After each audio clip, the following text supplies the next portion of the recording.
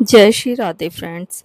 वैसे तो वह खाने के मामले में बहुत भुक्कड़ थी, उसे हमेशा ही भूख लगती रहती थी, लेकिन जब से दर्श का कुछ अता पता नहीं है, उसे ऐसा लग रहा था जैसे उसकी भूख मानो मरने लगी है। उसे भूख ही नहीं लगती, मगर फिर भी पेट भरने के लिए खाना तो खाना पड़ेगा ना। उसने प्लेट में खाना लगाया और खाना खाना शुरू कर दिया। वह देखती है कि वहाँ पर खाना काफ़ी लिमिटेड है। यह देखकर वह एक गहरी सांस लेती है। दर्श ने घर के नौकरों को साफ इंस्ट्रक्शन दिए थे, पर्ल की डाइट बिल्कुल कंट्रोल में रखनी है। उसका खाना भी डाइटिशियन के द्वारा सजेस्ट किया गया था। कुछ चीज़ें अच्छी थी तो कुछ काफ़ी फीकी, जिन्हें वह नहीं खाना चाहती थी, लेकिन दर्श से डर कर उसे खाना पड़ता था। घर की वह नौकरानी जिमी और टाइगर के पास लंच रख देती है और वो लोग खाने लगते हैं। पर्ल उनकी तरफ देखकर हल्के से स्माइल करती है और फिर खुद भी खाने के लिए अपने खाने पर फोकस करती है। तभी अचानक उन दोनों के कान खड़े हो जाते हैं और वो खाना बंद करके दरवाजे की तरफ भागने लगते हैं। उनकी ऐसी हरकत से पर्ल, जो कि खाना खा रही थी, अचानक हैरान हो जाती है। दोनों इतना भागकर कहाँ जा रहे हैं? तभी अचानक पर्ल को गाड़ी के इंजन की आवाज़ सुनाई देती है। इसे सुनते ही उसकी आंखों में भी चमक आ जाती है। क्या दर्श वापस आ गया? यह सोचते ही पर्ल को ऐसा महसूस होता है जैसे उसके बदन में एक्साइटमेंट की लहर दौड़ गई हो। तुरंत खाना वहीं पर रखकर वह बिना पैरों के में चप्पल पहने भागती हुई दरवाजे की तरफ जाती है। दरवाज़ा खोलकर बाहर आती है तो जैसा उसने अंदाज़ा लगाया था, दर्श गाड़ी से उतरा, गाड़ी को लॉक करता है, फिर अंदर की तरफ आने लगता है। जिमी और टाइगर पहले से ही उसके स्वागत में वहाँ मौजूद थे, जिन्हें देखकर दर्श हल्का सा स्माइल करता है। दर्श को देखकर पर्ल की आंखें चमक जाती है और वह भागकर उसकी तरफ आती है। दर्श आगे बढ़ ही रहा था कि तभी उसने पर्ल को अपनी तरफ भागते हुए देखा। उसके कदमों की रफ्तार थोड़ी धीमी हो गई। पर्ल एकदम से भाग के आई और पता नहीं क्यों, लेकिन उसने दर्श को बहुत ज़ोर से हग कर लिया। वह एकदम से दर्श के ऊपर कूद पड़ी तो दर्श के गोली लगने का जख्म एकदम से हिट कर गया और उसकी आह निकल गई। अचानक यह सुनकर पर्ल तुरंत होश में आई और एकदम से हग ब्रेक करके 2 कदम पीछे खड़ी हो गई। आई एम सॉरी, उसने यही शब्द बोले। अचानक से अपने इस बिहेवियर से वह खुद भी बहुत ज़्यादा हैरान हो गई। पता नहीं वह एकदम से इतनी एक्साइटेड कैसे हो गई। शायद इसलिए क्योंकि उसने दर्श को पिछले कुछ दिनों से देखा नहीं था, शायद इसलिए कि उसने उसे मिस किया था, पता नहीं, मगर उसे आज यहाँ पर देखकर अलग ही एक्साइटमेंट हो रही थी। दर्श के सीने पर पट्टी बंधी हुई थी, मगर उसने ऊपर से शर्ट और बिजनेस सूट पहन रखा था। पर्ल एकदम से उसे हक कर लेती है तो फिर उसका जख्म दर्द करता है। पर्ल काफ़ी ज़्यादा कंफ्यूज और टेंशन में उसे देख रही थी। दर्श ने तुरंत ही अपने एक्सप्रेशन चेंज किया और हल्की नरम आवाज़ में कहा, थोड़ा आराम से, इतना भाग क्यों रही हो? पर्ल थोड़ा-सा ऑकवर्ड होकर यहाँ-वहाँ नज़रें चुराने लगती और कहती, नहीं, वो भाग नहीं रही थी, मैं बस फिसल गई थी। यह सुनकर दर्श अपनी एब्रोज को ऊपर उठा लेता है। वह झूठ बोलते हुए कितनी क्यूट लगती है। ना चाहते हुए भी दर्श के होठों पर स्माइल आ जाती है और उसके गालों को हल्का-सा खींचते हुए बोला, लायर! झूठ बोलना कब से सीख लिया तुमने?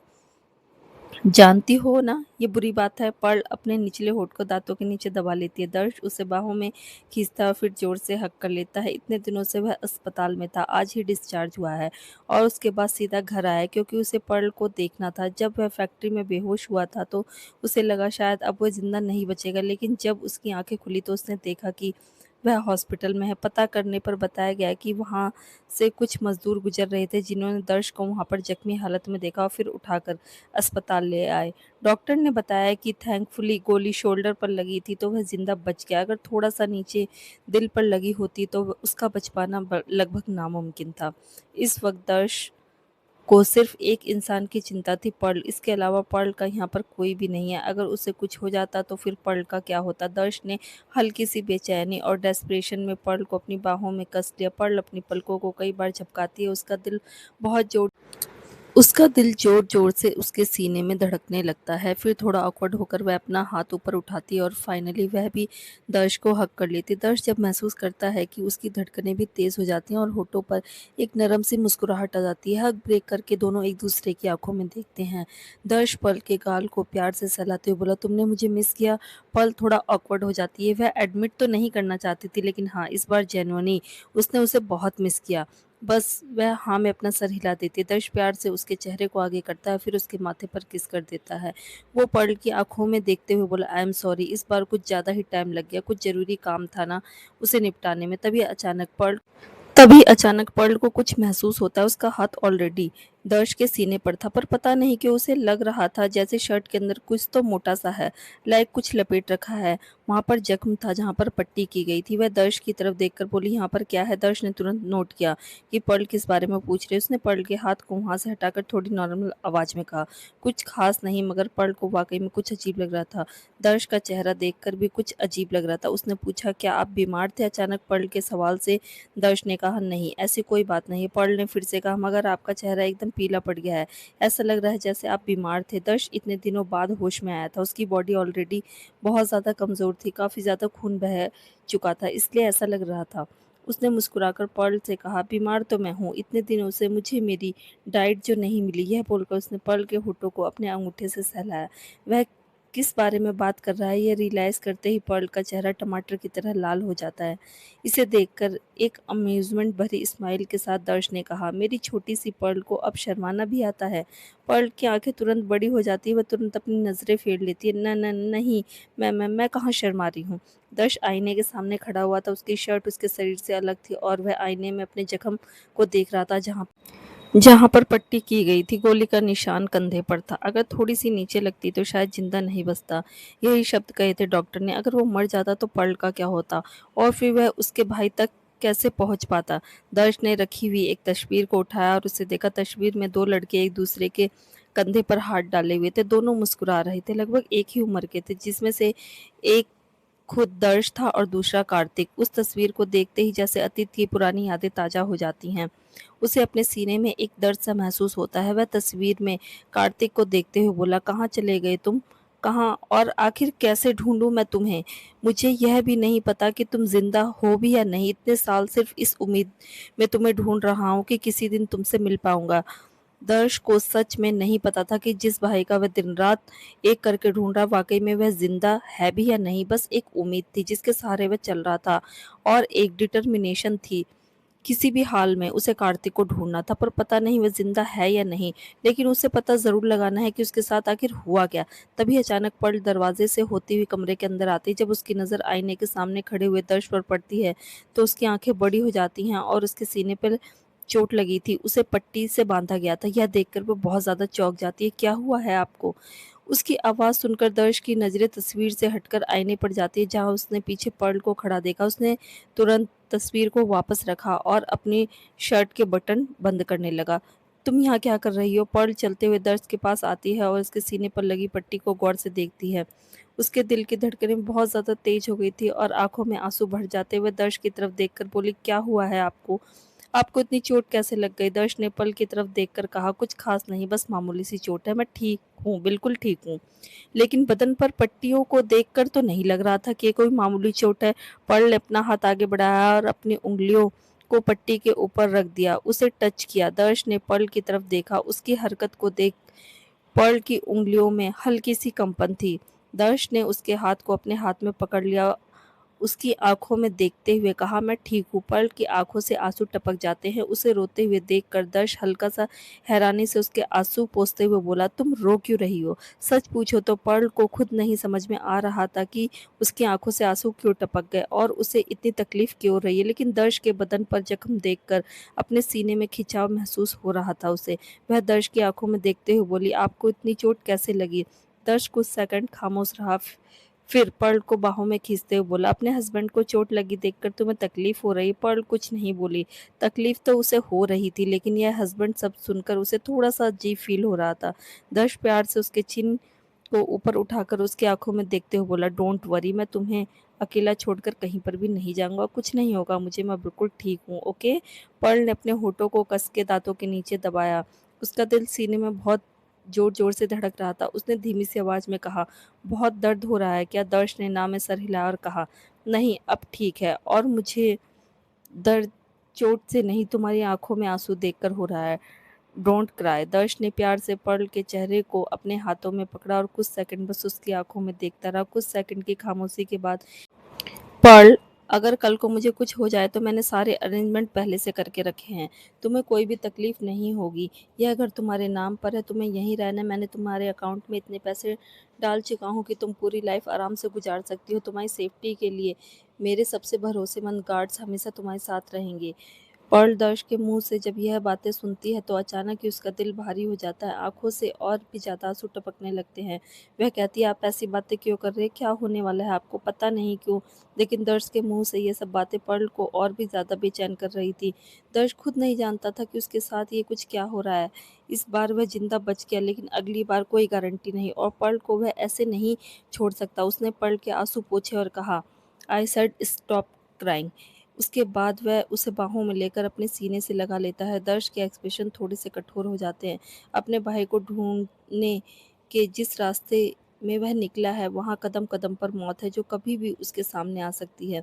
अगर किसी दिन वह घर लौट कर नहीं आया तो उसे पहले से ही ये एश्योर करना होगा कि उसके चले जाने के बाद पर्ल कंफर्टेबली अपनी लाइफ गुजार सके। पर्ल को सीने में अजीब सी बेचैनी महसूस हो रही थी। उसने दर्श की कमर को अपनी बाहों में जोर से कस लिया और अपने सर को उसके सीने में छुपा लिया। पता नहीं क्यों उसे ऐसा लग रहा था जैसे एक बार फिर से उसके दिल का कोई टुकड़ा उससे अलग होने वाला है। उसे दर्द महसूस हो रहा था अपने सीने में। उसकी धीमी सी आवाज़ दर्श के कानों में पड़ी, please don't leave me, I will be a good girl. मैं आपकी सारी बातें मानूंगी, आपको बिल्कुल परेशान नहीं करूंगी।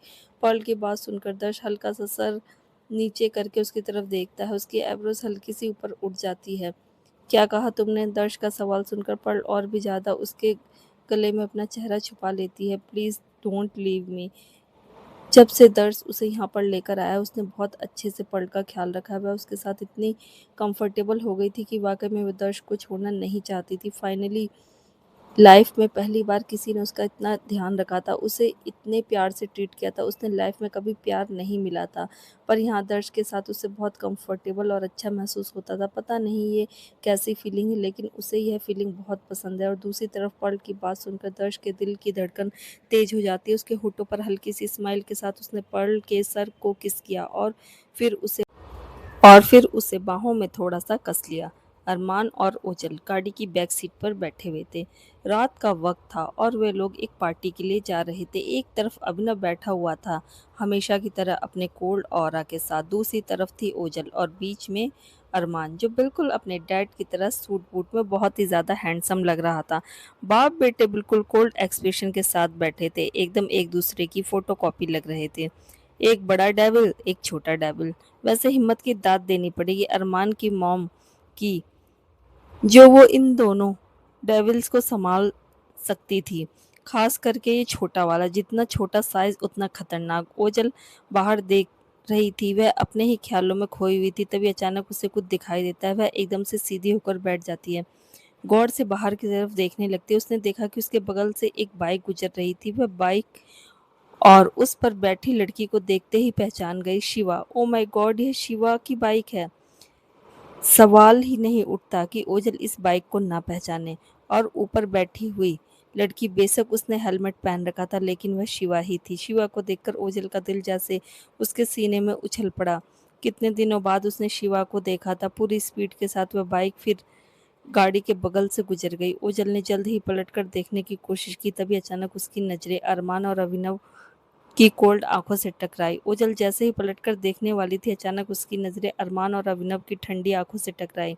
यह दोनों छोटे बड़े डेविल उसे कंफ्यूजन भरी नजरों से देख रहे थे। उनकी नजरों को देखते ही तुरंत ओजल को अपने रोंगटे खड़े होते हुए महसूस हुए। एकदम से ऑकवर्ड होकर सीधा बैठ गई। क्या हुआ? इतनी उछल क्यों रही हो? अरमान की आवाज उसके कानों में पड़ी। ओजल ने हल्का सा अपने कान के पीछे खुजली करते हुए कहा, नहीं नहीं नहीं, तो मैं तो बस जरा थोड़ा सीधा होकर बैठ रही थी। फिर उसके बाद वह अपनी बॉडी पोस्चर को थोड़ा सेट करती है। अभिनव सामने की तरफ देखते हुए बोला, हम जिस पार्टी में जा रहे हैं वहाँ मैं गेस्ट के साथ थोड़ा बिजी रहूंगा। You have to take care of Arman. कोई प्रॉब्लम नहीं होनी चाहिए, वरना अच्छा नहीं होगा। अभिनव की बातों में ऑर्डर के साथ साथ वार्निंग भी थी, जिसे इग्नोर नहीं किया जा सकता था। ओजल ने तुरंत कहा, जी मिस्टर ठाकुर, डोंट वरी, मैं मिस्टर जूनियर ठाकुर का अच्छे से ख्याल रखूंगी। अभिनव और कुछ नहीं बोलता। अरमान तिरछी कड़क नजरों से ओजल की तरफ देखता है। ओजल की नजरें अरमान पर पड़ती हैं, जो तो वह चौंक जाती है, यह देखकर कि अरमान के होठों पर एक तिरछी सी स्माइल थी। ओ माय गॉड, वह स्माइल को अच्छे तरीके से पहचानती थी। यह अच्छी स्माइल तो बिल्कुल भी नहीं थी, ये खतरनाक स्माइल थी। अब इस लिटिल डेविल के दिमाग में क्या चल रहा है? ओजल तुरंत अपना सलाइवा गटक लेती है। पता नहीं यह उसके लिए और कौन-सी मुसीबत खड़ी करने वाला है। ज़ीनत शंभू की ड्रेस पहने हुए गाड़ी ड्राइव करते हुए एक बड़ी-सी बिल्डिंग के बाहर पहुँचती है। वहाँ पर गाड़ी खड़ी करके वह गाड़ी के बाहर निकलती है। तभी अचानक आरुष उसकी तरफ आता है। उसके चेहरे पर ब्राइट स्माइल थी। उसने अपनी तरफ आते हुए देखकर अचानक से ज़ीनत थोड़ा नर्वस महसूस करती है, मगर ज़बरदस्ती होठों पर स्माइल रखती है। आरुष तुरंत शंभू के पास आया और एकदम से उसे ज़ोर से हग कर लिया। ज़ीनत की आँखें बड़ी हो गई, मगर जैसे-तैसे करके उसने अपने आप को सँभाले रखा। कस के हग करने के बाद आरुष पीछे हुआ और ज़ीनत के दोनों कंधों पर ज़ोर से हाथ मारते हुए कहा, "कैसे हो मेरे शेर?" आरुष के हाथों की मज़बूती इतनी ज़्यादा थी कि उसने इतना ज़ोर से उसके कंधों पर मारा कि वह ऑलमोस्ट अपना बैलेंस खो दी, मगर जैसे-तैसे करके अपने पैरों पर खड़ी रही और हल्का-सा गला साफ करके अपनी दाढ़ी मूंछ को ठीक से चेहरे पर सेट करते हुए कहा, "मैं बिल्कुल ठीक हूँ सर, आप कैसे हैं?" आरुष ने जवाब दिया, "मैं भी बिल्कुल ठीक हूँ। आज कितने दिनों बाद दिखाई दिए हो तुम, वैसे तुम्हारी तबीयत कैसी है?" शंभू ने जवाब दिया, "अब बिल्कुल ठीक है सर।" जीनत तो जितना हो सके अपनी आवाज़ को थोड़ा मोटा रखने की कोशिश करती है, दाढ़ी मूंछ को अच्छे से चेहरे पर चिपका कर रखती है। आरुष टैक्सी में बैठते हुए बोला, "चलो आ जाओ, आज मैं तुम्हें पार्टी में ले चलता हूँ, क्लब चलते हैं।" "ओके," शंभू ने तुरंत कहा। "नहीं सर, मुझे पार्टी नहीं करनी।" आरुष ने कन्फ्यूज़ होकर कहा, "क्यों?" "अरे मैं सबको पार्टी दी है, बस एक तुम ही बाकी रह गए थे। मेरे भाई को बेकसूर साबित करने में जितने पापड़ मैंने बेले हैं, तुमने भी मेरा बराबर का साथ दिया है, तो तुम्हें कैसे छोड़ सकता हूँ मैं? चल आजा बैठ जा।" शंभू यानी कि ज़ीनत ने जवाब दिया, "अरे नहीं सर, वो मेरी अभी-अभी थोड़ी तबीयत ठीक हुई है, तो ऐसे शराब वगैरह डॉक्टर ने साफ मना किया है।" यह सुनकर आरुष को तुरंत रियलाइज़ होता है और वह कहता है, "ओह अच्छा, तो फिर किसी अच्छे से होटल में चलते हैं खाना खाने के लिए, क्या बोलते हो?" ज़ीनत इस चीज़ के लिए भी मना करना चाहती थी, लेकिन आरुष ने जिद पकड़ के रखी थी, तो मना नहीं कर पाई और बस एग्री कर देती है। उसके बाद वह लोग वहाँ से शहर के सबसे बड़े होटल में चले जाते हैं। ज़ीनत आरुष की तरफ देखकर बोला, "क्या हुआ? तुम्हारा चेहरा क्यों लटका हुआ है शंभू?" शंभू यानी कि ज़ीनत ने जवाब दिया, "नहीं तो मैं बिल्कुल ठीक हूँ।" आरुष मुस्कुराकर उसके कंधे पर हाथ रख उसे अपनी बाहों में खींचकर हल्का-सा झंझोड़ देता है। "तुम्हें पता है शंभू, तुम बहुत क्यूट हो। वैसे तुम ये टैक्सी चलाने का काम छोड़कर मेरे पर्सनल ड्राइवर क्यों नहीं बन जाते? तुम्हें पता है मैंने बहुत सोचा इस बारे में और फाइनली मुझे यह आइडिया बहुत अच्छा लगा। इसी बहाने मुझे एक अच्छा दोस्त मिल जाएगा।" शंभू यानी कि ज़ीनत आरुष का ऑफ़र सुनकर चौंक जाती है और अपने मन में कहती है, "पर्सनल ड्राइवर? नहीं, नहीं, मैं सारा दिन इसके आस-पास ही नहीं रह सकती, वह भी शंभू के भेष में। और अगर किसी दिन ये शंभू के साथ जीनत से मिलने चला आया, तो कहाँ से लेकर आऊँगी?" और दूसरी जीनत ज़ीनत को यह आइडिया बहुत बकवास लगा, तो उसने आरुष से कहा, "अरे नहीं सर, मैं अपनी जॉब नहीं छोड़ सकता। आपके पास ऑलरेडी इतने सारे ड्राइवर हैं, आप मेरा क्या करेंगे?" आरुष ने कहा, "हाँ, लेकिन वो सब मेरे दोस्त नहीं हैं, तुम मेरे दोस्त हो और क्या प्रॉब्लम है तुम्हें मेरा ड्राइवर बनने में, और मैं तुम्हारी कंपनी से तुम्हें अच्छी सैलरी दूंगा।" जीनत अनोइंग आवाज़ में अपने मन में बोली, "बात सैलरी की नहीं, तुम्हारी शक्ल की है, जिसे हर रोज़ इतने घंटे तो मैं बिल्कुल भी बर्दाश्त नहीं कर सकती। और जिस तरह से तुम शंभू से चिपके रहते हो, कितनी मुश्किल से मुझे अपनी आइडेंटिटी सीक्रेट रखनी पड़ती है, मैं ही जानती हूँ। अगर ज़्यादा देर तुम्हारे साथ रही तो डेफिनेटली पहचान जाओगे मुझे।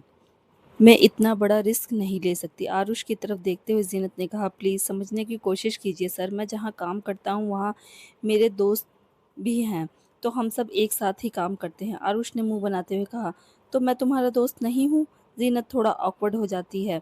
आप भी हैं, पर वैसे आपको जब भी ज़रूरत होती है तो मैं आ जाता हूँ ना। चीज़ें जैसी चल रही हैं चलने दीजिए, और इसके अलावा भी मैं और कुछ काम करता हूँ, तो नहीं हो पाएगा।" आरुष से गहरी साँस लेता है। वो ज़्यादा पुश नहीं करता और कहता है, ऑल राइट, अब चले।" ज़ीनत सर हिलाती है और एक राहत की सांस लेकर गाड़ी चलाती है। ओजल, अभिनव और अरमान पार्टी में एंट्री करते हैं। वो एक बड़े से प्राइवेट क्लब के बाहर थे। उनके साथ साथ उनके दर्जनों गार्ड्स भी बाहर निकलते हैं। अभिनव आगे बढ़ता है और अरमान भी ओजल के आसपास अच्छे से नज़र मारती हुई आगे बढ़ रही थी। उसके चेहरे पर सीरियस भाव थे। यहाँ पर आज बहुत से लोग होंगे और पार्टी अभिनव के लिए ज़रूर है, तो ओजल को हर तरफ बराबर नज़र रखनी होगी। यहाँ से उसे इन्फॉर्मेशन मिल सकती है, तो आसपास देखकर आगे बढ़ रही थी। तभी अचानक अभिनव की पीठ से टकरा जाती है, क्योंकि वह उसके ठीक पीछे चल रही थी। अभिनव सिक्योरिटी चेक के लिए रुका था। वो पलटकर ओझल की तरफ देखता है बहुत कोल्ड आँखों से। ओझल तुरंत सीधी खड़ी हो जाती है और हल्का-सा स्माइल करके कहती है सॉरी। अभिनव इग्नोर कर सामने देखता है। अरमान कड़क नज़रों से ओझल की तरफ देख रहा था। ओझल जब ये फ़ील करती है तो ऑकवर्डली स्माइल कर देती है, लेकिन अंदर से इरिटेट होकर बोली ये लड़का मन तो कर मन तो करता है इसे बोरे में बंद करके किसी तालाब में फेंक दूं। उसके बाद वो लोग आगे बढ़ते हैं। अभिनव सिक्योरिटी चेक कंप्लीट पास करके अंदर जाता है और अरमान भी। पर जब ओझल की बारी आती है तो बीप का साउंड जोर से बजता है। अभिनव, अरमान और बाकी सब उसकी तरफ देखते हैं। ओझल खुद हैरान हो जाती है। अपने जैकेट के पॉकेट में वो हाथ डालती है तो उसमें से एक छोटी सी गन निकलती है। इसे देखकर उसकी आंखें एकदम से बड़ी हो जाती है। व्हाट द फक, ये कहाँ से आ गई? ओझल ने हैरानी से सोचा।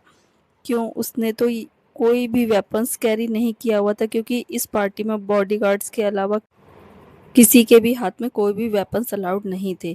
फिर उसकी पॉकेट में गन कहाँ से आ गई? उजल ने हाथ में वह गन देखकर अभिनव की आंखें छोटी हो जाती हैं। उसने उजल से कहा, मिस सलोनी, क्या मैं आपसे नहीं कहा था कि इस पार्टी में कोई भी वेपन्स अलाउड नहीं है? ओझल के चेहरे का रंग एकदम से फीका पड़ गया। उसने तुरंत कहा, बट मिस्टर ठाकुर, ये मेरी नहीं है। आई डोंट नो यह मेरी पॉकेट में कहाँ से आई। तभी अरमान एकदम से बीच में पड़ा। तुम्हारी नहीं है से तुम्हारा क्या मतलब है? अगर तुम्हारी नहीं है तो क्या हवा में उड़ते हुए तुम्हारे पॉकेट में आ गई? ओझल ने अरमान की तरफ देखा, पता नहीं क्यों, लेकिन उसे देखते ही वह समझ गई कि यह जरूर इस छोटे डेविल के काम होंगे। लेकिन उसकी पॉकेट में आखिर उसने ये गन डाली कब? ओझल को खुद नहीं पता था। जब वह लोग गाड़ी में बैठे थे और ओझल खिड़की से बाहर की तरफ देखकर खोई हुई थी, अरमान ने चुपके से अपने कपड़ों में छुपी हुई छोटी सी गन ओझल के जैकेट के पॉकेट में डाल दी थी। उसे अच्छे से पता था कि पार्टी में कोई हथियार अलाउड नहीं है। उसने जानबूझकर यह किया। चेहरे पर एक शैतानी सी चमक के साथ अरमान तिरछी सी स्माइल करते हुए अपने मन में बोला, अब देखता हूँ तुम क्या करती हो। ओझल काफ़ी ज़्यादा स्पीचलेस हो जाती है। उसे अरमान पर सच कहो तो काफ़ी ज़्यादा गुस्सा आ रहा था, या इस लड़की ने उसके सर में दर्द कर दिया था। जब देखो नए नए तरीके ढूंढकर बस उसकी बैंड बजाने पर तुला रहता। आखिर ऐसा क्या बिगाड़ दिया है मैंने इस लड़की का जो उसे इतना परेशान करता है? अरमान अपने छोटे छोटे हाथों को अपनी छोटी सी छाती पर ऊपर क्रॉस करके अपनी छोटी छोटी प्यारी प्यारी मगर शैतानी सी आंखों से ओझल को देख रहा था। ओझल अभिनव की तरफ देखकर बोली, क्या आपकी गाड़ी में कैमरास है? अभिनव हल्की सी आईब्रोज को सिकोड़ लेता है। ये सुनते ही अरमान की आंखें एकदम से बड़ी हो जाती है। ओझल को 2 कदम आगे आते हुए बोली, यह गन मेरी नहीं है। मुझे डाउट है कि इसे मेरी पॉकेट में डाला गया है, और मुझे इस पर यकीन है कि यह गाड़ी में ही हुआ है। I really want to check the footage. Ojhal की बात सुनते ही अरमान के चेहरे पर तुरंत नर्वसनेस दिखाई देने लगती है। Check the footage? वह भी गाड़ी के अंदर की नहीं, ऐसे तो उसका भांडा फूट जाएगा। अरमान ने ओझल से कहा, कहना क्या चाहती हो तुम? मेरे डैड पर इल्जाम कैसे लगा सकती हो कि उन्होंने तुम्हारी पॉकेट में गन डाली? अरमान की बात सुनकर ओझल और अभिनव दोनों स्पीचलेस हो जाते हैं। वाह, हिम्मत तो देखो इस लिटिल डेविल की, अपने बाप को ही बीच में घसीट रहा है। अभिनव अब अरमान की तरफ चेहरा करके खड़ा हो जाता है और उसके फेस एक्सप्रेशन थोड़े सीरियस हो जाते हैं। अपनी एक एब्रो को वह हल्का सा ऊपर उठाता है। यह उसका इशारा था यह बोलने का। सच सच बताओ, क्या यह वाकई में तुमने किया है? उसके बिना कुछ बोले ही अरमान को अपने आप पर उसके भारी शब्दों का प्रेशर फील होता है। वह एक नज़र ओझल की तरफ देखता है। उसे देखते ही उसकी नज़रें कड़क हो जाती है। फिर वह अभिनव को देखता है। इस बार अभिनव ने अपने हाथों को छाती पे क्रॉस करके जैसे वह थोड़ा सा ज़्यादा सीरियस हो गया। बेचारा अरमान का छोटा सा दिल इतना प्रेशर हैंडल नहीं कर सकता था। थोड़ा ऑकवर्डनेस होकर उसने नज़र चुराई और कहा, आई वॉज जस्ट जोकिंग। इतना बोलने के बाद वहाँ पर एकदम से सन्नाटा पसर गया था। अरमान सर झुकाकर खड़ा हुआ था और उसके पिता बिल्कुल जैसे किसी छोटे से पौधे के सामने कोई बहुत बड़ा बरगद का पेड़ खड़ा हो। बेचारा अरमान का ऑरा ठंडा पड़ गया। अभिनव की आंखें उसके ऊपर जमी हुई थी। जब अरमान ने देखा कि अब वह पूरी तरह से उसे घूर कर देख रहा है तो वह क्या कहना चाहता है यह भी समझ जाता है। बाप बेटे के बीच में एक बहुत गहरी अंडरस्टैंडिंग थी। अभिनव के बिना कुछ बोले ही अरमान काफ़ी हद तक समझ जाता है कि वह क्या कहना चाहते हैं। अरमान यह काम बिल्कुल नहीं करना चाहता था। वह तो ओझल के मज़े लेना चाहता था। उसे यही नहीं करना चाहिए था, लेकिन अपने पिता की गहरी आंखों को अपने ऊपर जमा हुआ देखकर उसका ऑरा भारी प्रेशर अपने ऊपर महसूस करके अरमान के पास कोई और चारा नहीं रहता। अपनी छोटी सी बॉडी को वह ओझल की तरफ मोड़ लेता है और अपने छोटे छोटे गुलाबी होठों को एक बार से दांतों के नीचे दबाता है। फिर अपनी आंखें ऊपर उठाता है। अरमान इस वक्त बहुत ही एडोरेबल, क्यूट और प्यारा लग रहा था, वो बहुत बेचारा लग रहा था, लेकिन इस बेचारे से बच्चे के अंदर कितना बड़ा शैतान है, ओजल से बेहतर कौन समझ सकता था। ओजल ने प्लेसफुली अपनी आईब्रोज को ऊपर उठाया। उसके ऐसे जेस्चर को देखकर अरमान के छोटे से हाथों की छोटी सी मुट्ठियां कस गई। फिर उसने वो शब्द कहे जो वो बिल्कुल नहीं कहना चाहता था, आई एम सॉरी। आगे से ऐसा नहीं करूँगा। सॉरी बोलना उसके ईगो को बहुत ज़्यादा हर्ट कर रहा था, स्पेशली इस लड़के को, लेकिन अपने पिता के सामने वो बिल्कुल हेल्पलेस था। उसके मुँह से सॉरी सुनकर ओजल को एक प्राउड फील ज़रूर होती है, लेकिन उसे यह भी आइडिया था ये लड़का जब जब उसे सॉरी बोलता है उसका ईगो हर्ट होता है और फिर इसका अगला प्लान और भी ज़्यादा इरिटेटिंग होता है। ओजल अंदर ही अंदर खुद को तैयार करती है अरमान के अगले अनोइंग मूव के लिए। जब वह इस घर में आई, अरमान ने एक दिन उसे चैन से नहीं रहने दिया। इस बीच अभिनव के बिजनेस वर्ल्ड की इन्फॉर्मेशन को ट्रैक करना उसके लिए काफ़ी मुश्किल हो रहा था। ओझल में थोड़ा ऑकवर्ड होते हुए कहा, इट्स ओके, आगे से ध्यान रखना, ठीक है मिस्टर जूनियर ठाकुर। ओझल की बात सुनकर अरमान की आंखें सिकुड़ जाती है, मगर वह सिर्फ सर हिलाकर कोल्ड आवाज़ में इतना कहता है, ध्यान रखूंगा। लेकिन उसकी आवाज़ में एक अनकहा सा थ्रेट था, जैसे वो बोल रहा हो, तुम्हें तो मैं अच्छे से देख लूंगा। और ओजल उस थ्रेट को महसूस कर सकती थी। एक गहरी सांस लेकर वह अपने मन में बोली, पता नहीं यहाँ से कब काम खत्म करके निकलूंगी, कब तक मुझे इस लिटिल डेविल को बर्दाश्त करना पड़ेगा। यह तो अपने बाप से भी ज़्यादा रूडलेस है। उसके बाद एक गार्ड अरमान को अपनी मजबूत बाहों में उठाता है और वह लोग अंदर की तरफ जाने लगते हैं। अभिनव आगे चल रहा था, ओजल उसके पीछे और बगल में अरमान, जो कि एक बड़े से बॉडीगार्ड की गोद में था। सब लोग उस प्राइवेट क्लब के अंदर पहुंचते हैं। हल्का सा म्यूजिक, एकदम परफेक्ट एस्थेटिक लाइटनिंग के साथ अंदर का माहौल काफी रिलैक्समेंट से भरा हुआ था। ओजल, अभिनव और अरमान के साथ वहां पर लगे एक बड़े से सोफे के पास पहुंचते हैं और सब लोग वहां बैठ जाते हैं। वहां पर कुछ लोग और भी आए हुए थे। जैसे ही वह लोग वहां पहुंचते हैं, अभिनव तुरंत उन लोगों के साथ बिजी हो जाता है। वहीं अरमान चुपचाप खामोशी से अपना मोबाइल फ़ोन निकालता है, उसमें गेम खेलना शुरू कर देता है। वह अक्सर ऐसी जगह पर आकर बोर हो जाता था, मगर अभिनव कभी-कभार उसे ले ही आता था। तभी अचानक कोई आकर अभिनव के कान में कुछ कहता है।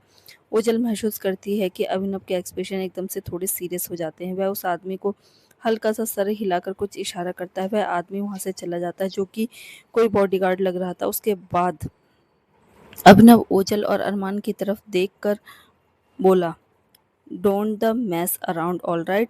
मुझे एक इम्पोर्टेंट काम है, मैं थोड़ी देर में आता हूँ। उसके बाद स्पेशली अभिनव ने अरमान की तरफ देखा और कहा, Arman, you hear me. Arman mobile phone में देखते हुए बोला, got it dad, I want mess around. Abhinav हल्का सा सर हिलाकर बोला, गुड। उसके बाद वह ओझल की तरफ देखकर बोला, टेक केयर ऑफ हिम। ओझल ने हल्का सा सर हिला दिया। उसके बाद अभिनव खड़ा होकर वहाँ से चला गया। अभिनव के वहाँ से जाते ही ओझल के एक्सप्रेशन थोड़े सीरियस हो जाते हैं। उसने अभिनव के जूते की तरफ देखा, जिसे देखकर उसकी आंखों में एक मिस्टीरियस सी चमक आ गई। जब अभिनव वहाँ पर खड़ा था तो ओझल ने किसी भी तरह से बस उसके जूते के तलवे के पास एक मक्खी के साइज का बहुत ही छोटा सा डिवाइस किसी तरह से चिपकाने में वह कामयाब हो गई, वह भी अपने पैरों की मदद के बिना। अभिनव की नज़रों में आए हुए फाइनली उसने अपना काम शुरू किया। उसने देखा अरमान अभी तक अपने मोबाइल फ़ोन में गेम खेलने में काफ़ी ज़्यादा बिजी है। उसके एक्सप्रेशन सीरियस लग रहे थे और आंखें मोबाइल स्क्रीन पर जमी हुई थी। तभी ओझल ने अपना मोबाइल फ़ोन उठाया और अपने ईयरबड्स को अपने कान में डाल लिया। वह ऐसे वाइब करने लगी जैसे वह म्यूज़िक सुन रही हो, मगर वह दूसरी तरफ अभिनव के हर मूवमेंट को स्कैन कर रही थी। अभिनव उसे क्लब के एक सीक्रेट कमरे में कुछ बॉडीगार्ड के साथ पहुंचता है। अभिनव का ऑरा काफ़ी ज़्यादा डार्क था, उसे यूजुअली ऑरा से भी ज़्यादा डार्क था। उसकी कड़क आंखें सामने टिकी हुई थी। कमरे के दरवाजे के पास पहुंचकर उसकी उंगली के इशारे से गार्ड्स वहीं पर हाथ बांधकर चुपचाप खड़े हो गए। तभी कमरे का दरवाज़ा खुला और सामने प्रतीक खड़ा हुआ था। प्रतीक के एक्सप्रेशन भी बिल्कुल कोल्ड और सीरियस लग रहे थे। अभिनव अंदर आया। प्रतीक ने कहा, they are waiting for you. Abhinav ने हल्का सा सर हिलाया और प्रतीक के साथ अंदर आ गया। दूसरी तरफ ओझल ने जब यह आवाज़ सुनी तो उसकी आईब्रोज हल्की सी सिकुड़ गई। दिमाग पर थोड़ा सा जोर डालने के बाद उसे फाइनली रियलाइज़ हुआ, ये आवाज़ तो उस डॉक्टर की है।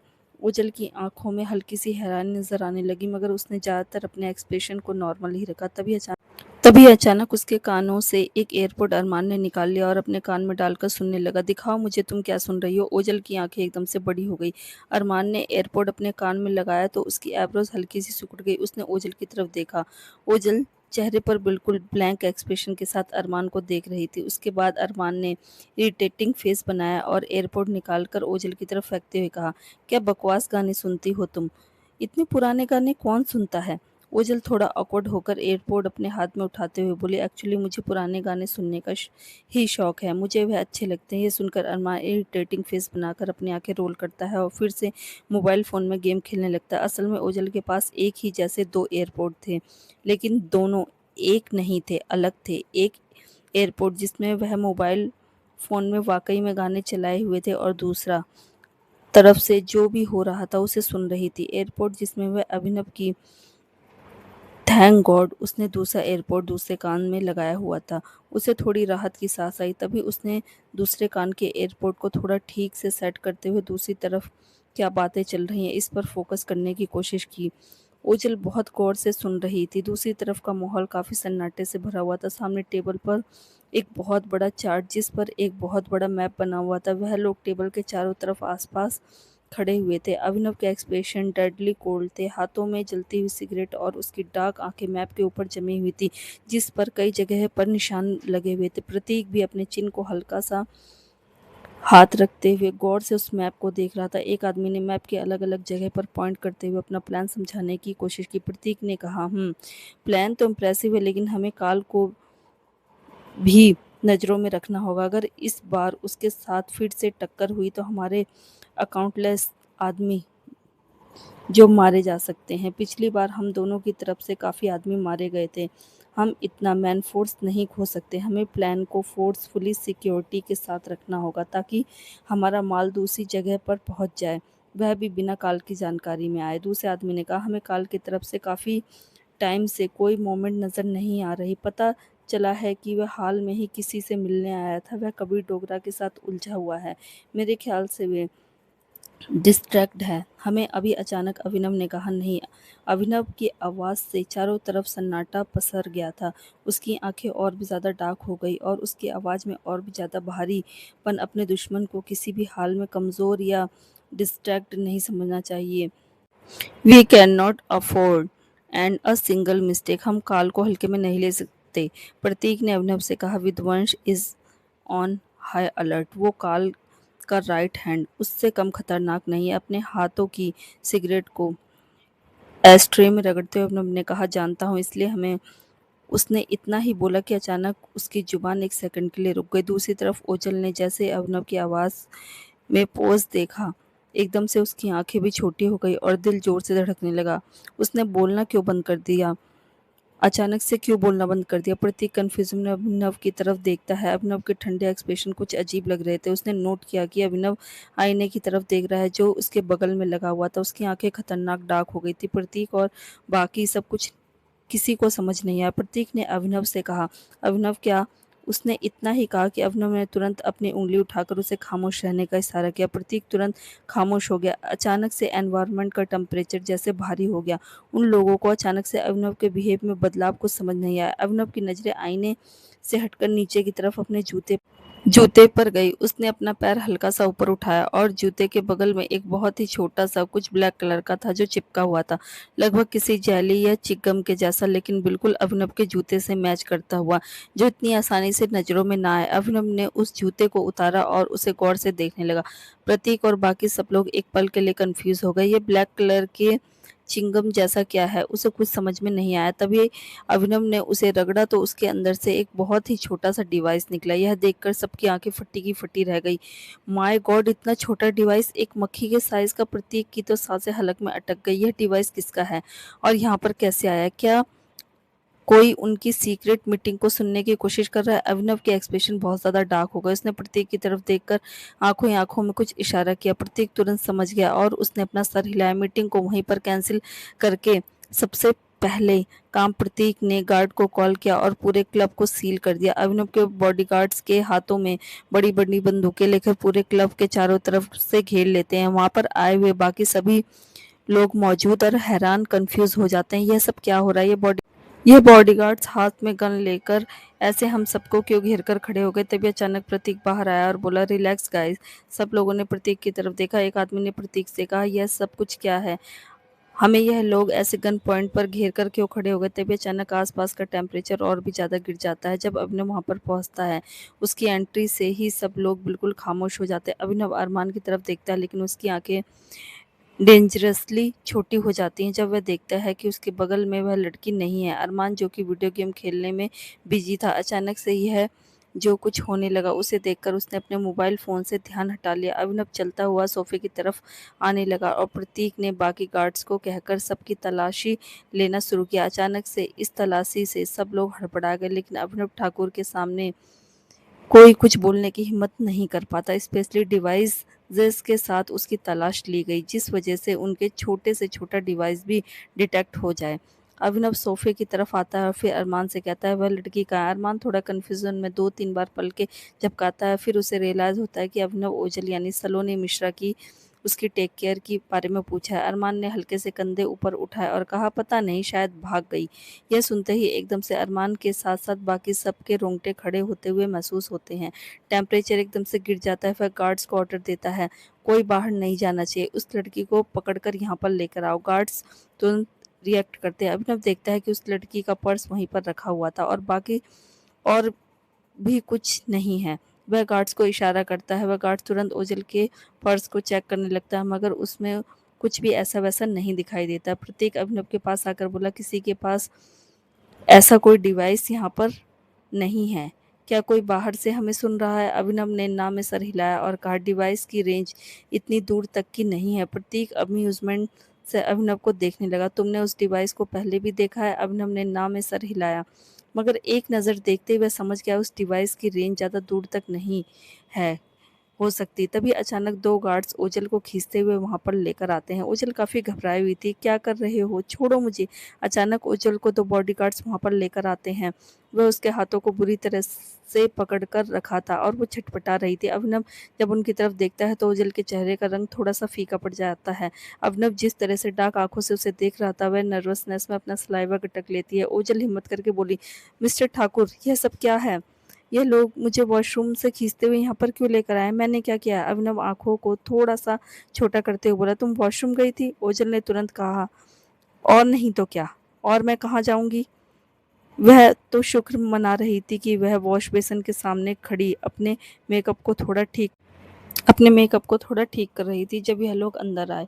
अगर कुछ और कर रही होती तो इन लोगों में तो बिल्कुल भी तमीज़ नहीं है। यह लोग सीधा ही लेडीज़ वॉशरूम में घुस गए और उसे खींचते हुए यहाँ पर ले आए। This is ridiculous. ओझल ने कहा, मिस्टर ठाकुर, ये कोई एप्रोप्रिएट तरीका नहीं है, तो बहुत इंसल्टिंग चीज़ है। आपके गार्ड्स मुझे वॉशरूम से खींचते हुए लेकर आए। I mean this is really humiliating.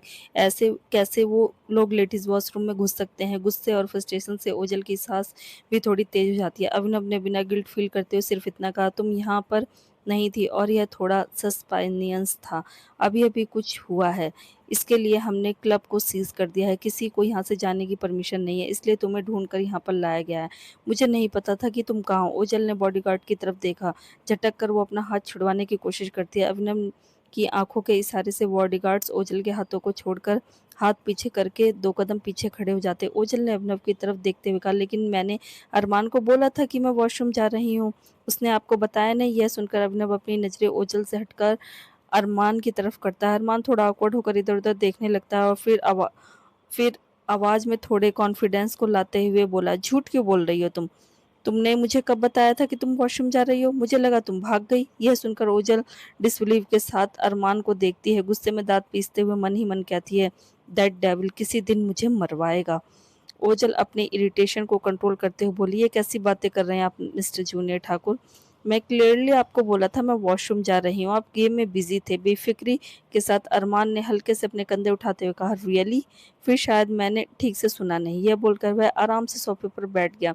उसकी इस हरकत से अभिनव और ओझल दोनों स्पीचलेस हो गए। ओझल अभिनव की तरफ देखते हुए थोड़ी नर्वसनेस में बोली, वैसे क्या हुआ है मिस्टर ठाकुर? अभिनव कुछ बोलना नहीं। प्रतीक तुरंत आगे आता है और के इशारे को अभिनव की आंखों के इशारे को समझते हुए अपने गार्ड को थोड़ा ऑकवर्डली कहता है, चेक हर।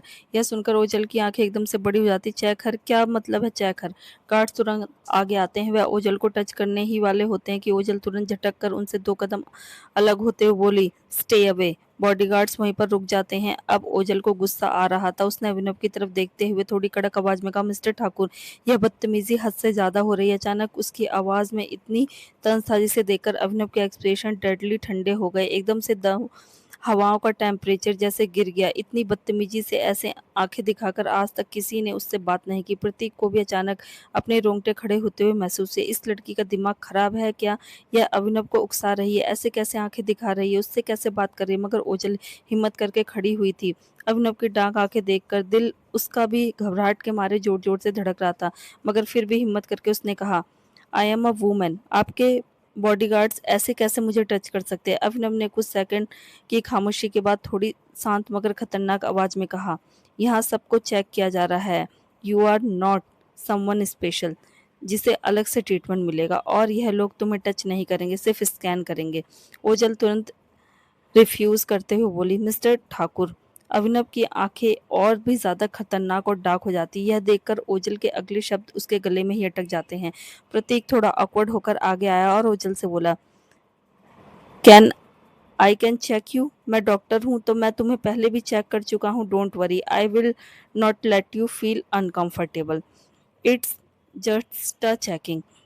प्रतीक की बात सुनकर भी ओझल को कुछ दिलासा तो नहीं मिल रहा था, लेकिन यह दो हट्टे कट्टे मुस्टंडे बॉडीगार्ड से टच करे, इससे अच्छा तो है कोई डॉक्टर ही टच करे। इसमें कोई प्रॉब्लम नहीं थी। थोड़ा ऑकवर्ड होकर ओझल हाँ में अपना सर हिला देती है, ठीक है। प्रतीक के चेहरे पर हल्की सी स्माइल आ जाती है। वो तुरंत बॉडीगार्ड से वह डिवाइस लेता है जिससे वह स्कैन करके उसे चेक कर सकता है। उससे पहले ओझल के हाथों में जो मोबाइल फ़ोन, ईयरफ़ोन वगैरह थी, वह सब लेकर बॉडीगार्ड को देकर बोला, चेक इट। अपने मोबाइल फ़ोन को तुरंत वापस लेते हुए ओझल ने कहा, what the hell are you doing? अचानक ओझल की इस हरकत से सब लोग ओझल की तरफ देखते हैं। अरमान भी अपनी आंखें छोटी कर लेता है। यह लड़की अपने मोबाइल फ़ोन को लेकर इतना प्रोटेक्टिव क्यों हो गई? कहीं कुछ गड़बड़ तो नहीं? ओझल ने प्रतीक से कहा, क्या तुम जानती नहीं मोबाइल फ़ोन बहुत पर्सनल चीज़ होती है। ऐसे कैसे तुम लोग किसी का मोबाइल फ़ोन चेक कर सकते हो? This is अनप्रोप्रिएट। अभिनव आगे आता है और अरमान से सोफे पर बैठ जाता है। उसके बिना कुछ कहे यह चीज महसूस की जा सकती है कि प्रेशर कितना भारी हो रहा है। ओझल को कोऑपरेट करना होगा, वरना वह अभिनव के गुस्से का शिकार हो सकती है। वहीं दूसरी तरफ अपने मोबाइल फोन की चेकिंग के ख्याल से ही ओझल का दिल थोड़ा जोर जोर से धड़कने लगता है। प्रतीक ने ओझल से कहा, देखो सलोनी, हर चीज की चेकिंग हो रही है यहाँ, सबके मोबाइल फोन और सबकी बॉडी चेकिंग हो रही है, जरूरी है। ओझल ने तुरंत अपना मोबाइल फ़ोन अपने पीछे छुपाते हुए कहा, नहीं, मैं अपने मोबाइल फ़ोन चेक नहीं करवाऊंगी। उसके चेहरे का रंग थोड़ा सा सफ़ेद पड़ गया था। ओझल की इस हरकत से अचानक से अभिनव एक लंबी सांस लेता है और इस बार तो हवाओं का प्रेशर और भी ज़्यादा भारी महसूस होता है। ओझल के साथ साथ सबके दिल की धड़कनें बहुत ज़्यादा तेज हो जाती हैं। इनफैक्ट अब तो इस प्रेशर को अरमान भी महसूस करने लगा था। यह लड़की तो आज गई, कम से कम आज अभिनव इसे नहीं छोड़ने वाला। ओझल की बैंड बजने वाली है। यह देखकर अरमान को तो बहुत ज़्यादा खुशी हो रही थी, लेकिन इस वक्त माहौल काफ़ी डेंजरस लग रहा था, इसलिए वह हल्की सी भी स्माइल करने की कोई भी गलती नहीं कर सकता था, क्योंकि उसका खुद का घबराहट के मारे दिल जोर जोर से धड़क रहा था। प्रतीक ने अपनी नरमाहट को थोड़ा सा कम करते हुए थोड़ी ठंडी आवाज में कहा, मिस सलोनी, आपको चेकिंग करवानी होगी, फ़ोन दीजिए। ओझल तुरंत 2 कदम पीछे हो जाती है और ना में सर हिला देती है, नहीं, मैं अपना मोबाइल फ़ोन नहीं दूंगी। मोबाइल फ़ोन बहुत पर्सनल चीज़ होती है। तुम लोग ऐसे कैसे किसी का मोबाइल फ़ोन चेक कर सकते हो? मैं अपना फ़ोन नहीं दूंगी। अब प्रतीक एक नज़र अभिनव की तरफ देखता है। वह कुछ बोल नहीं रहा, लेकिन प्रतीक अपना सलाइवा टक लेता है। वह महसूस कर सकता था कि अभिनव का पेशेंस अब हिट हो रहा है। अगर इस लड़की ने और ज़्यादा देर की तो बहुत देर हो जाएगी। हिम्मत करके उसने ओझल को कन्विंस करने की कोशिश की, देखिए, अगर आप कुछ भी ऐसा नहीं कर रही जो आपको नहीं करना चाहिए, तो टेंशन लेने की कोई बात नहीं। सिर्फ आपका मोबाइल फ़ोन चेक होगा, आपकी चेकिंग होगी, उसके बाद आपको छोड़ दिया जाएगा। मोबाइल फ़ोन दीजिए। ओझल ने होठों को कस के दांतों के नीचे दबाया और फिर ना में सर हिला दिया। वह बिल्कुल अपना फ़ोन देने को तैयार नहीं थी। आखिर ऐसा क्या था जो वो छुपा रही थी? फिर कुछ ऐसा होता है कि खुद अरमान के रोंगटे खड़े हो जाते हैं। अभिनव अपनी गन बाहर निकालता है और उसे लोड करना शुरू कर देता है। अभिनव के हाथ में गन देखकर प्रतीक और ज्यादा नर्वस हो जाता है। वह ओझल की तरफ देखकर बोला, मिस सलोनी, मोबाइल फोन दे दीजिए, बात को आगे मत बढ़ाइए, इसके कॉन्सिक्वेंस आप पर बहुत ज्यादा वरना इसके कॉन्सिक्वेंस आप पर बहुत ज्यादा भारी पड़ सकते हैं। अभिनव के हाथों की गन और उसके खतरनाक लुक पर अब तक ओझल की नजर थी। उसके माथे पर हल्के से पसीने की बूंद चमकने लगी थी। होठों को कस के दांतों के नीचे दबाते हुए, धड़कनों को कंट्रोल करते हुए, हल्की सी थरथराहट हाथों में लिए हुए वह मोबाइल फ़ोन को प्रतीक की तरफ दे देती है। वह नहीं देना चाहती थी, बिल्कुल नहीं देना चाहती थी। यह लोग उसका मोबाइल फ़ोन चेक नहीं कर सकते थे, बिल्कुल भी नहीं। लेकिन इस वक़्त भला ज़िंदगी से ज़्यादा इम्पोर्टेंट क्या हो सकता है उसके लिए? इसलिए फाइनली हार मानकर उसने मोबाइल फ़ोन प्रतीक के हाथों में दे दिया। प्रतीक जैसे ही मोबाइल फ़ोन गार्ड्स की तरफ करने लगा, अभिनव की आवाज़ सुनाई दी, मुझे दो। प्रतीक मोबाइल फ़ोन को अभिनव की तरफ कर देता है। अभिनव के हाथ में मोबाइल फ़ोन देकर तो ओजल और ज़्यादा नर्वस हो जाती है। उसने हिम्मत करते हुए कहा, मिस्टर ठाकुर, मेरे मोबाइल फ़ोन में ऐसा कुछ भी नहीं है जैसा आप लोग सोच रहे हैं। प्लीज़ आप। उसने इतना ही कहा था कि अभिनव ने अपनी नज़रें उठाकर उसकी तरफ देखा। उसे कुछ बोलने की ज़रूरत नहीं पड़ी और ओझल का मुँह वहीं पर बंद हो गया। देखकर ही लग रहा था कि यह आदमी अपने पेशेंस को कंट्रोल करके बैठा है। अगर इससे ज़्यादा वज़न नहीं हिट करने की कोशिश की तो उसके हाथ में पड़ी हुई गन से गोली निकलकर सीधा ओझल के माथे के बीचों-बीच जाकर उसे हिट करेगी। इस डेविल को इससे ज़्यादा ऑफेंड करना सुरक्षित नहीं है। ओझल ने अपने मोबाइल फ़ोन को लेकर इतना प्रोटेक्टिव होते हुए देखकर अभिनव का सस्पिशियस लुक और ज़्यादा गहरा हो जाता है। उसने मोबाइल फ़ोन हाथ में लिया और फिर उसे खोल उसकी कोल्ड आवाज़ में एक शब्द कहा, password. Mobile phone password protect था। ओझल थोड़ा नर्वस होकर आगे आई और बोली, कैन आई? इसके आगे वह कुछ नहीं बोल पाई। अभिनव मोबाइल फ़ोन उसकी तरफ बढ़ा देता है, लेकिन उसकी कोल्ड आँखें उसके ऊपर जमी हुई थी। ओझल तुरंत मोबाइल फ़ोन को अनलॉक करती है, लेकिन वापस देते वक़्त थोड़ा-सा हिचकिचाती ज़रूर है। यह उसकी हिचकिचाहट लगातार अभिनव के एक्सप्रेशंस ख़राब कर देती है। अभिनव मोबाइल फ़ोन वापस अपने हाथ में लेता है, उसके बाद चेक करने लगता है, सब कुछ चेक कर लेता है। उसे कुछ भी अनयूजुअल दिखाई नहीं देता, लेकिन फिर वह कुछ ऐसा चेक करता है, जिसे देखकर उसकी आँखें में थोड़ी हलचल होती है और ओझल का दिल और भी ज़्यादा ज़ोर-ज़ोर से धड़कने लगता है। अपने नाखून को दाँतों के नीचे चबाते हुए उसने अपने मन में सोचा, ओह माय गॉड! इसने देख लिया, इसने सब देख लिया, शिट मैन! अभिनव मोबाइल फ़ोन की गैलरी ओपन करके देख रहा था, लेकिन अचानक से ही उसकी उँगलियाँ ठहर गईं जब उसने गैलरी में ओझल की बहुत सुपर हॉट सेक्सी तस्वीरें देखी, अलग-अलग आउटफिट में और कुछ तो बिल्कुल ही कम कपड़ों में। यह समझ लो कि बिकिनी के अलावा और कुछ भी नहीं। बॉडी के हर एंगल की तस्वीरें ली हुई थी। अभिनव की आँखों में हल्की-सी हलचल ज़रूर होती है, लेकिन उसके एक्सप्रेशन में कोई फ़र्क नज़र नहीं आता। वह चुपचाप सब चेक करता है, उसके बाद वह नज़र उठाकर ओझल की तरफ देखता है, जो शर्मिंदगी से सर झुकाए खड़ी हुई थी। उसकी नज़रें एक पल के लिए अभिनव से मिलती हैं। अगले ही सेकंड वह अपनी नज़र ज़मीन में गड़ा लेती है। चेहरा शर्म से थोड़ा लाल हो गया था। उसने कुछ प्राइवेट तस्वीरें क्लिक की थी अपनी।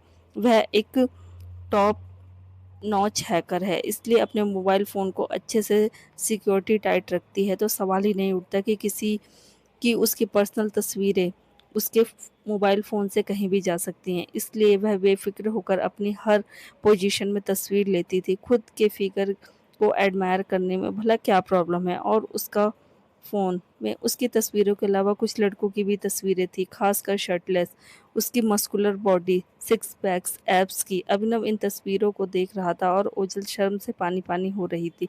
इसलिए वह अपना मोबाइल फ़ोन उन लोगों को देखने के लिए नहीं दे रही थी, क्योंकि उसमें उसकी प्राइवेट तस्वीरें थी। अभिनव भी हल्का-सा ऑकवर्ड हो जाता है। सारी तस्वीरें चेक करने के बाद, मोबाइल फ़ोन को अच्छे से चेक करने के बाद, वो मोबाइल फ़ोन वापस ओझल की तरफ बढ़ा देता है। थोड़ी नर्वसनेस के साथ ओझल अपना मोबाइल फ़ोन फिर से अपने हाथों में लेती है।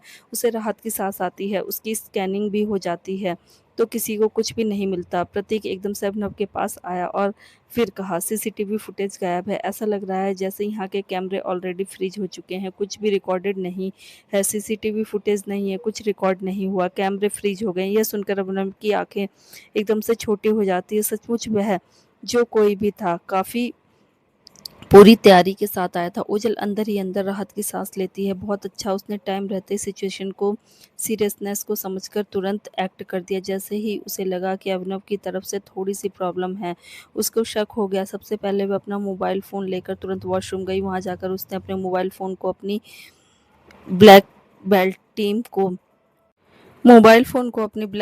टीम को कांटेक्ट किया और विद इन सेकंड टीम ने न सिर्फ उसके मोबाइल फ़ोन की कंप्लीट डाटा को इरेज़ कर दिया, बल्कि यहाँ के सीसीटीवी को भी फ्रीज कर दिया, फुटेज को डिलीट कर दिया। ओझल के पास इतना वक्त नहीं था कि वो पर्सनली यह चीज़ हैंडल कर सके, मगर उसने तुरंत बस अपनी टीम को कमांड दी। वह ऑलरेडी वर्स्ट केस सिनारियो के लिए तैयार थी। शुक्र है टाइम रहते उसने एक्शन ले लिया, वरना आज तो पकड़ी जाती। थोड़ी ही देर में अभिनव, ओझल, अरमान तीनों गाड़ी के पास पहुंचते हैं। ओझल के चेहरे पर क्लियरली हैप्पीनेस के साइन बिल्कुल नहीं थे, क्योंकि क्योंकि उसे जो चाहिए था वह उसे नहीं मिल पाया। उसे पक्का यकीन था जो स्ट्रेटजी जो सब कुछ अभिनव और उन लोगों ने डिस्कस किया था, अब उस पर वह लोग बिल्कुल काम नहीं करने वाले, क्योंकि ऑलरेडी उनकी प्लानिंग रिलीव हो चुकी थी और उसकी सूचना सही थी। अभिनव ने तुरंत ही अपने पुराने प्लान को ड्रॉप करके एक नई और सीक्रेट मीटिंग के बारे में ऑलरेडी प्रतीक को इन्फॉर्म कर दिया। प्रतीक ओझल की तरफ देखता और कहता है, आई एम सॉरी, तुम्हें ज़्यादा प्रॉब्लम तो नहीं हुई ना? ओझल ने प्रतीक की तरफ देखा और हल्की सी स्माइल के साथ नाम में सिर हिला दिया। प्रतीक ने भी एक ब्राइट स्माइल दी और कहा, वैसे आज तुम काफ़ी अच्छी लग रही हो।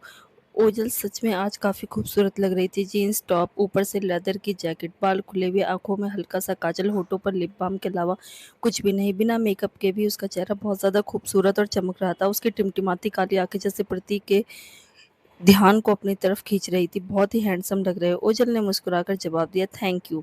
वैसे मिस्टर डॉक्टर, आज आज आप भी बहुत अच्छे लग रहे हो। प्रतीक हल्का सा हंस देता है और अपने बालों में स्टाइल से हाथ फेरता है। तभी उसकी नज़र अभिनव पर जाती है और उसकी स्टाइल उसके चेहरे पर फ्रीज हो जाती है। अभिनव हल्की सी कड़क आंखों से उसे देखता है। प्रतीक तुरंत थोड़ा ऑकवर्ड हो जाता है। अभिनव गाड़ी में बैठ जाता है और अरमान भी उछलकर ऑलरेडी गाड़ी में बैठ चुका था। प्रतीक ने अपनी ऑकवर्डनेस के साथ ओझल से कहा, गुड नाइट। ओझल ने भी मुस्कुराकर जवाब दिया, गुड नाइट। उसके बाद वह भी गाड़ी में बैठ गई। फिर गाड़ी वहां से दूर निकल गई। दूसरी तरफ आरुष गाड़ी की फ्रंट सीट पर बैठा हुआ था। शंभू यानी कि जीनत गाड़ी ड्राइव कर रही थी। उसने देखा कि आरुष आराम से सीट पर सर टिकाए हुए है, हल्के सी आंखें बंद है। वह आरुष को अपने फ्लैट पर वापस छोड़ने के लिए जा रही थी। वैसे एक चीज जीनत को सच में समझ आ गई थी, इस आदमी का बाप इतने पैसे वाला है, यह खुद इतने पैसे वाला है, वह खुद भी इतने पैसे वाला है, उसका घर इतना बड़ा आलीशान है, फिर भी वह अपने घर में अपनी फैमिली के साथ क्यों नहीं रहता? पता नहीं। पार्टी में आरुष ने काफ़ी इंसिस्ट किया उसे शराब पीने के लिए, लेकिन ड्राइविंग का बहाना लेकर शंभू यानी जीनत ने शराब पीना अवॉइड किया। यह शराब नहीं पी सकती थी। एक तो वह ऑलरेडी शंभू के बेस में थी, ऊपर से उसे गाड़ी भी ड्राइव करनी थी। तो आरुष ने भी इस बात को समझते हुए उसे ज़्यादा पुश नहीं किया। तभी अचानक गाड़ी में जीनत म्यूज़िक ऑन कर देती है और कोई रोमांटिक सा गाना बजने लगता है। आरुष की आंखें खुल जाती है और वह म्यूजिक सिस्टम की तरफ देखता है। अचानक बजने वाला गाना थोड़ा जाना पहचाना था। उसे लगा यह गाना पुरानी रोमांटिक हिंदी फिल्म का है जो कायरा को बहुत ज़्यादा पसंद था। अचानक से यह गाना सुनकर आरुष के एक्सप्रेशन थोड़े अजीब से हो जाते हैं, जिसे नोट करते हुए जीनत ने थोड़ी भारी आदमी जैसी आवाज़ में कहा, क्या हुआ सर, आपको गाना पसंद नहीं आया? मैं बदल देता हूँ। यह बोलकर वह जैसे ही हाथ आगे बढ़ाती है, आरुष उसके हाथों को अपने हाथों में पकड़कर उसे रोक देता है। अचानक आरुष जब शंभू के हाथों को पकड़ता है तो उसकी आईब्रो सिकुड़ जाती है। उसे कुछ अजीब लगता है। जीनत के दिल की धड़कनें थोड़ी तेज हो जाती है जब आरुष उसके हाथ को थोड़ा गौर से देखने लगता है। जीनत बहुत ज़्यादा ऑकवर्ड हो जाती है। अपने हाथ को जरा सा पीछे खींचते हुए कहा, क्या हुआ सर? आरुष जीनत की तरफ देखता है और कहता है, तुम्हारे हाथ बड़े जाने पहचाने से हैं यार। यह सुनते ही अचानक जीनत का दिल और भी जोर जोर से धड़कने लगता है। एकदम से ऑकवर्डनेस और नर्वस होकर थोड़ा अपनी दाढ़ी मूंछ को ठीक करते हुए उसने कहा, मैं कुछ समझा नहीं सर। जीनत को डर लग रहा था कहीं आरुष उसे पहचान तो नहीं गया। आरुष ने कहा, तुम्हारे लड़की जैसे हाथ हैं, मैंने पहले भी बताया था ना तुम्हें, तुम्हारे हाथ किसी से काफ़ी मिलते जुलते हैं। यह बोलते हुए पता नहीं कि उसके दिमाग में जीनत का चेहरा घूम गया। उसके हाथ पैर बिल्कुल ऐसे ही थे, एकदम गोरे गोरे से, नरम मुलायम, हल्के से, ना ज़्यादा छोटे ना ज़्यादा बड़े, एकदम परफेक्ट। पर किसी आदमी के ऐसे हाथ होना थोड़ी अजीब बात है। जीनत ने तुरंत कहा, मैंने आपको बताया था ना वो न्यूट्रिशन की कमी। उसने इतना ही कहा कि आरुष अपनी आंखें रोल करते हुए बोला, यार राइट, मैं भूल गया था। इसके आगे जीनत कुछ नहीं बोली। आरुष उस गाने को थोड़ा गौर से सुनने लगा। पता नहीं क्यों उसके एक्सप्रेशन कई तरह से चेंज होने लगे। उसे कायरा के साथ पुराने वक्त की कुछ यादें आने लगती है। अचानक आरुष के एक्सप्रेशन में यह बदलाव देखकर जीनत ने शंभू की आवाज़ में पूछा, आर यू ओके सर? जब से यह गाना चलाया है आप थोड़ा अजीब रिएक्ट कर रहे हैं, क्या आपको पसंद नहीं है? अगर नहीं तो मैं बदल देता हूँ। और उसने नाम में सर हिलाया, कहा, नहीं ऐसी कोई बात नहीं, गाना अच्छा है, बजने दो। फिर दोनों कुछ देर तक खामोश हो जाते हैं। जीनत ना चाहते हुए भी आरुष से पूछ ही लेती है, क्या यह गाना आपको किसी चीज़ की याद दिलवा रहा है? आपके एक्सप्रेशन किसी टूटे हुए दिल के आशिक की तरह लग रहे हैं जो अपनी गर्लफ्रेंड के साथ बिताए हुए पुराने खूबसूरत दिनों की यादों में डूबा हुआ हो। क्या आप अपनी गर्लफ्रेंड को मिस कर रहे हैं? अचानक शंभू के मुंह से यह बात सुनकर आरुष उसकी तरफ देखता है। जीनत की नज़रें जैसे ही आरुष की गहरी आंखों से टकराई, उसका हार्ट बीट को स्किप करने लगा। जीनत आरुष की आंखों को बहुत जोर गौर से देखती है। उसका दिल थोड़ा ज़ोर से धड़कने लगता है। जब उसकी नज़रें आरुष से टकराती हैं, तो ना चाहते हुए भी वो जैसे लॉक हो जाती है। आरुष ने अपने पिता कबीर डोगरा की खूबसूरत जीन्स पाए थे, तो डेफ़िनेटली वो बहुत ही ज़्यादा हैंडसम था। उसकी आँखें तो ख़ास करके इतनी खूबसूरत थी कि ज़ीनत को अक्सर ऐसा लगता था कि यह आदमी आँखों ही आँखों में किसी को भी अपने काबू में कर सकता है। नो डाउट ये शहर का बहुत फ़ेमस प्लेबॉय है। सचमुच इसकी खूबसूरती पर तो लड़कियाँ मर मिटने को तैयार होंगी। एकदम से गाड़ी पर झटका लगता है तो ज़ीनत होश में आती है, लेकिन इससे पहले कि वह कुछ भी रिएक्ट कर पाती, वह तुरंत ब्रेक लगाती है। इतना ज़ोर से लगता है कि वह लगभग स्टीयरिंग व्हील से टकराने वाली होती है, लेकिन उससे पहले ही आरुष तुरंत अपने हाथ को आगे बढ़ाता है और उसे पकड़ लेता है और फिर झटका लगता है। उसकी आँखें भी एकदम से बड़ी हो गई थी और उसका दिल ज़ोरों से धड़कने लगा था। गाड़ी एकदम से रुक गई। ज़ीनत का ध्यान भटक गया था, इसलिए थोड़ी प्रॉब्लम हो गई थी, लेकिन कुछ सेकंड बाद दोनों फाइनली थोड़ा होश में आते हैं। ज़ीनत जब यह देखती है कि आरुष ने उसे कहाँ से पकड़ रखा है, तो उसकी साँसें हलक में अटक जाती है। वह देखती है कि आरुष के हाथ उसकी ब्रेस्ट के ऊपर से थे। ज़ीनत की आँखें बड़ी हो जाती है और सीने में दिल ज़ोर-ज़ोर से धड़कने लगता है। दूसरी तरफ सबसे पहले तो आरुष ध्यान सिर्फ़ उसके सँभलने में था, लेकिन जब वह होश में आता है तो अचानक उसने कुछ अजीब-सा महसूस किया और उसके चेहरे पर थोड़े अजीब से एक्सप्रेशन दिखाई देने लगे, like some kind of confusion. उसके हाथ जहाँ पर थे, पता नहीं क्यों उसे वहाँ थोड़ा-सा अजीब लगा। यह शंभू का सीना कुछ अजीब नहीं है? पता नहीं क्यों आरुष को ऐसा लगा जैसे जहाँ से उसने टच किया वहाँ से थोड़ा उभरा हुआ और काफ़ी सॉफ्ट है। पता नहीं उसके दिमाग में क्या आया, लेकिन उसने हाथों की उँगलियों से थोड़ा-सा स्क्वीज़ कर दिया। ज़ीनत की आँखें फट गई और पूरा चेहरा पूरी तरह से लाल हो गया। What the hello! क्या इस आदमी ने अभी-अभी दबाया? वह हैरानी, शर्मिंदगी और डिसबिलीव के साथ आरुष की तरफ देखती है। आरुष के चेहरे पर अब भी कन्फ्यूज़न नज़र आ रही थी। उसे अब भी समझने में थोड़ी-सी कन्फ्यूज़न हो रही थी। वह एक बार फिर से वही हरकत दोबारा करने वाला था। जैसे ही उसने कोशिश की, जीनत की आँखें बड़ी हो गई और तुरंत झटक कर आरुष के हाथ को अपने सीने से अलग कर दिया। उसके शरीर के रोंगटे खड़े हो गए, दिल बहुत ज़ोर से धड़क रहा था और चेहरा तो इतना लाल हो गया था कि पूछो ही मत। आरुष कभी कन्फ्यूज़न में बोला, "कुछ अजीब है।" उसने इतना ही कहा कि जीनत की पूरी बॉडी थरथरा गई, जैसे बिजली का करंट दौड़ गया। हकलाते हुए उसने पूछा, "क्या? क्या अजीब है?" आरुष जीनत के सीने की तरफ देखता है, फिर से हाथ बढ़ाते हुए बोला, तुम्हारा सीना। यह बोलकर वह उसके सीने को टच करने ही वाला था कि तभी अचानक जीनत एकदम से हड़बड़ा गई और उसने तुरंत उसके हाथ को अलग कर दिया। उसकी ऐसी हरकत देखकर आरुष कन्फ्यूजन में बोला, क्या हुआ? तुम इतना हड़बड़ा क्यों गए? जीनत का दिल वाकई में बहुत जोर जोर से धड़क रहा था। अपना सलाइवा गटकते उसने कहा, नहीं तो वो मैं। उसने इतना ही कहा था कि आरुष का फ़ोन बजने लगा। आरुष तुरंत अपना मोबाइल फ़ोन निकालता और देखता है कि अयाना उसे कॉल कर रही है। अपनी मॉम का कॉल आता हुआ देखकर आरुष तुरंत कॉल रिसीव करके बोला, मॉम। दूसरी तरफ से अयाना ने आरुष को कुछ कहा। थोड़ी देर बात करने के बाद आरुष ने कहा, ऑल राइट। उसके बाद वह कॉल कट कर देता है और अपने मोबाइल फ़ोन में एक एड्रेस निकालकर जीनत को दिखाते हुए बोला, इस एड्रेस पर चलो। दूसरी तरफ जीनत ने जैसे ही उसके मोबाइल फ़ोन में एड्रेस देखा, उसकी सांसें अटक गई। यह एड्रेस उसी का तो था, मतलब जहाँ पर वह जीनत बनकर रहती थी। यह उसके घर पर क्यों जा रहा था? जीनत के चेहरे का रंग फीका पड़ गया था। आरुष ने अपनी आईब्रोज को हल्का सा ऊपर उठाते हुए बोला, क्या हुआ? तुम्हारी तबीयत ठीक है ना? जीनत आरुष से बोली, क्या यहाँ क्यों जाना है आपको? उसके सवाल से आरुष ने कन्फ्यूज़न में कहा, क्या मतलब क्यों जाना है? तुम जानकर क्या करोगे? ज़ीनत अपना सलाइवा गटक लेती है और उस फ़ोन को वापस पीछे करते हुए बोली, जल्दी चलो, मुझे मेरी गर्लफ्रेंड को पिक करना है। यह सुनकर ज़ीनत की धड़कनें और भी ज़्यादा तेज़ हो गई। पिक करना है गर्लफ्रेंड को? यह आदमी उसे रिसीव करने जा रहा है, लेकिन क्यों? वह तो अभी इसी के साथ है। इसे उसके घर पर क्यों जाना है? जब आरुष देखता है कि शंभू ने अब तक गाड़ी स्टार्ट नहीं की, तो वह शंभू के कंधे पर हाथ रखकर हल्का सा उसे हिलाते हुए बोला, क्या हुआ? कहाँ खो गए? चलो जल्दी। जीनत को समझ में नहीं आया कि वो क्या करे। यह आदमी उसके घर पर क्यों जा रहा है? उसे उससे क्यों मिलना है इतनी रात को? वह बस समझ नहीं पा रही थी, लेकिन आरुष अभी उसके बगल में बैठा था तो वह कुछ भी कर नहीं सकती थी। उसने गाड़ी स्टार्ट की और चलना शुरू किया। आरुष जीनत को कॉल करता है, लेकिन कॉल रिसीव नहीं होता।